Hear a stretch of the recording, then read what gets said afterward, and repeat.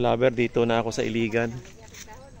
So overlooking yung ano, yung city nila. So dito po ako sa isang farm, hindi siya grafted. So ang idea is pumunta ako dito, nagdala ng kasama para turuan sila ng about sa kakao.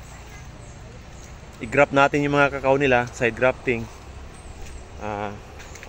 Palakihin yung mga seeds, turuan about sa fertilization program, tapos sa pruning at saka sa pest control. Ito po yung mga kakao nila, oh. Ang ganda naman po, oh. Maganda yung tubo niya, tsaka yung quality ng lupa, kasi nasa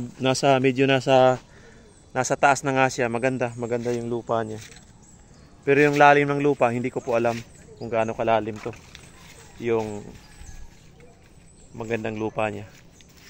So ganun pa man, ititrain pa rin natin yung farmer. Yan yung kakao niya, wala pa pong bunga, so kailangan pruningan tsaka abunuhan.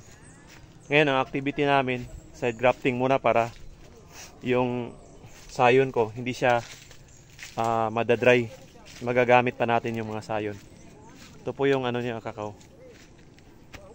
para nasa tuktok kami. Maganda yung area. Yan, yung mga kakao niya. Kaso ang liliit na mga pods. Ayan, oh. Liliit na mga pods, oh. So kulang po siya sa nutrients pag maliit ang pods. So kailangan nga pruning, establish tayo ng magandang sanga, tapos abunuhan, organic at saka inorganic, tapos pest control.